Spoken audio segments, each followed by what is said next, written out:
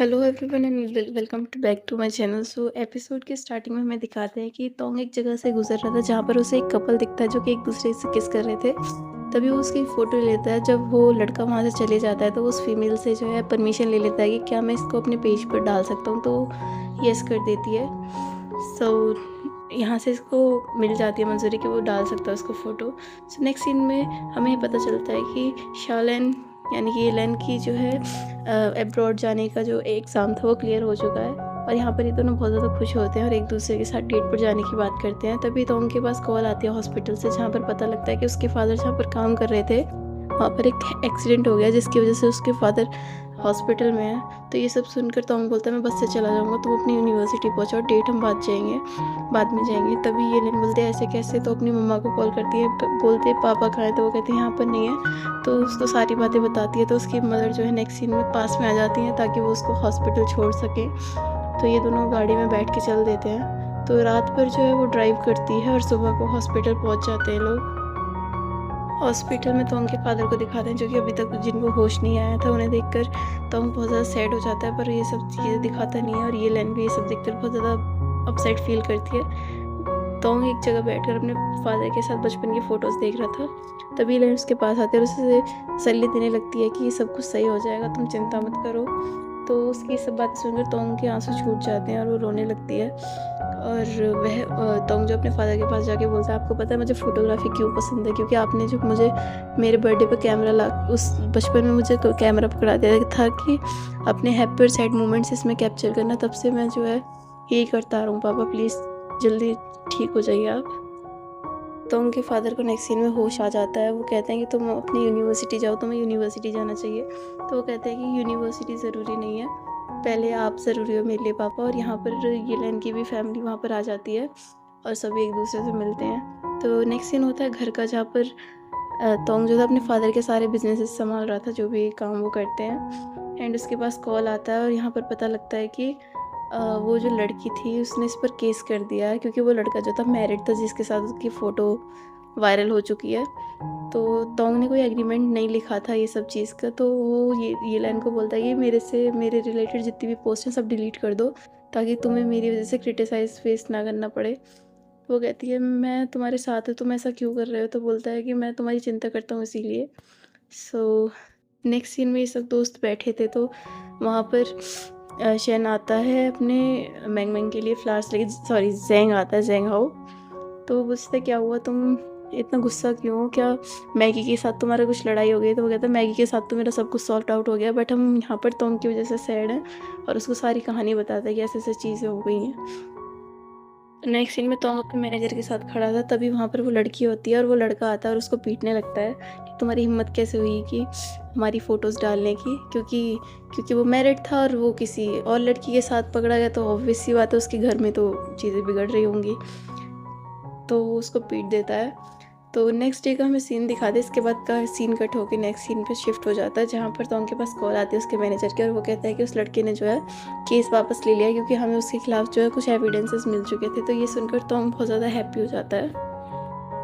तोंग और ये लैन जो है हैप्पी थे बहुत ज़्यादा, यहाँ पे अच्छा टाइम स्पेंड करते हैं। तभी हमारी ये जो सबसे मिलकर जाने वाली थी अब्रॉड, ये लैन, तो ये दोनों जो है बहुत ज़्यादा सैड हो रहे थे। इनकी फैमिली भी सैड हो रही थी। वो कहती है कि मैं वापस आऊँगी, फिर हम फिर से एक साथ रहेंगे। तो अपने भाई को भी वो ये सभी बोलते हैं कि अपना ध्यान रखना। और तोंग से वो गले लगती है, लास्ट टाइम हग करती है और यहाँ से जो है अब्रॉड चली जाती है। नेक्स्ट सीन कट कर पहुँच जाता है आफ्टर 4 ईयर्स, यानी कि 4 साल ये लैन को अब्रॉड में हो चुके हैं।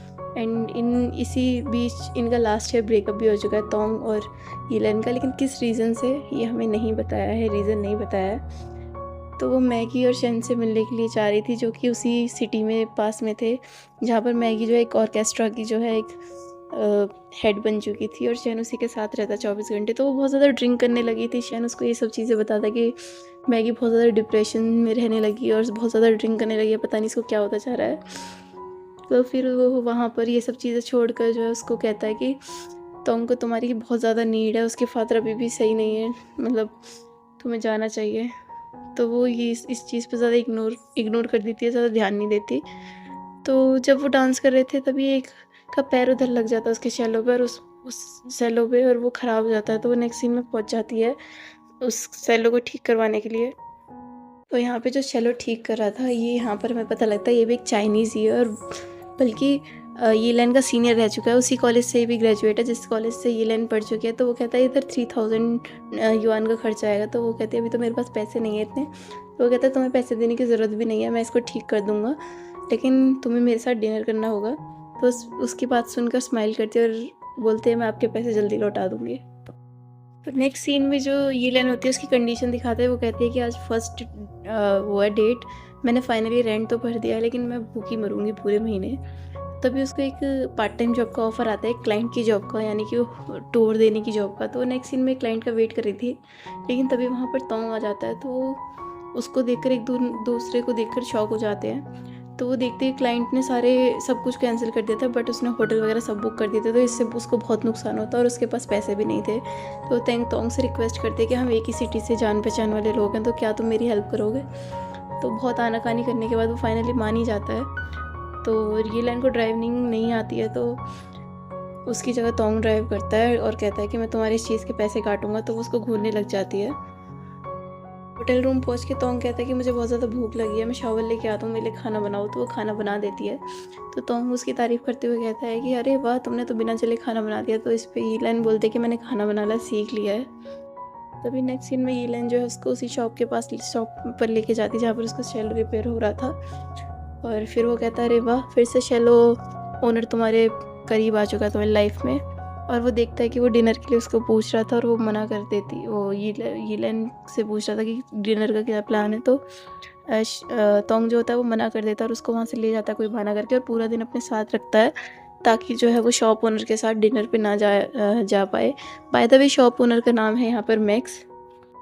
तो रास्ते में चलते चलते वो फ़ोटोज़ ले रहा था कुछ तोंग, तभी जो है वहाँ पर अचानक से कोइंसिडेंटली चैन आ जाता है और कहता है क्या तुम फिर से डेट करने लग गए हो एक दूसरे को।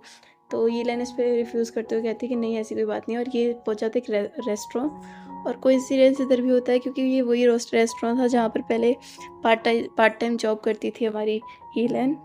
तो वो शॉप ओनर जो है वो तोंग को जानता होता है, तो वो दोनों बात करने लगते हैं। तो वो पूछती है यीलेन कि क्या तुम मेरे शॉप ओनर को कैसे जानते हो। वो कहते हैं एक लॉन्ग स्टोरी, और यहाँ से बात कट जाती है और यहाँ पर मैगी भी आ जाती है।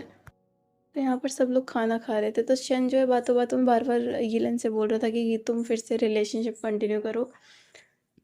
तो इस पे यीलेन कोई खास ध्यान नहीं देती है। चिल गाइस, अभी तक हमें ये नहीं पता है कि इनका ब्रेकअप क्यों हुआ था।